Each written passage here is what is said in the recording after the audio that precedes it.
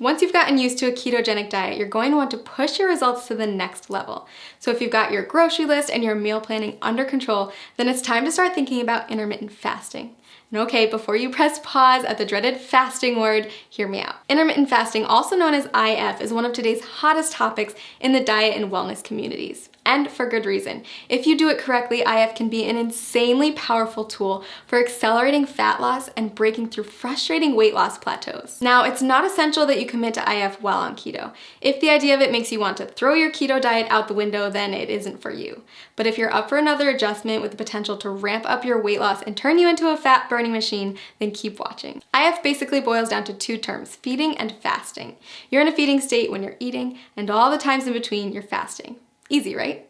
Okay, so here's the deal. There's several different methods for fasting, and you get to choose which one works best for your lifestyle. Most people find that at least one of the following is compatible with their life and fits well into their daily routine. Option 1, skip meals that prolong the time your body's in a fasting state. Most people choose to skip breakfast or lunch. Option 2, rely on the eating windows method. This approach involves eating between a 4 and 7 hour window every day and fasting for the rest of it. Option 3, not for the faint of heart. Your third choice is to commit to a 24 to 48 hour cleanse. It's more of an extended fast, and I don't recommend it if you're just getting started with IF. So how do you know which option is best? If you're just getting started with fasting, option 2 is probably the way to go.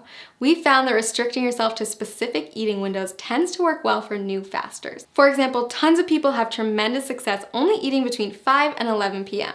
And don't forget that the time you spend asleep will account for a chunk of that time. Let's take a closer look at how it works. Say you finish eating at 6 p.m. and start eating again at noon the next day.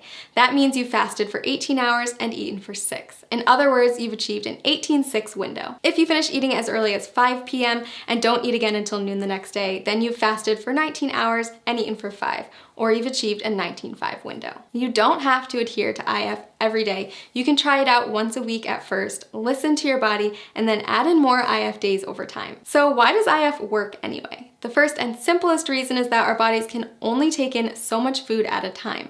If you're someone who struggles with overeating or snacking out of boredom, IF can help to drastically cut those extra calories and keep you within your limits for weight loss. When your body's in a fasting state, it will begin to break down stored fat to use as energy. So if you're following a ketogenic diet, your body is already mimicking a fasting state since it's relying on fat, not glucose, as its main source of fuel. Just make sure that you're still hitting your daily macros and getting enough fat when you're in your eating window. If this sounds overwhelming, don't worry. We've got a tool that builds intermittent fasting into a keto diet regimen customized for your needs and goals.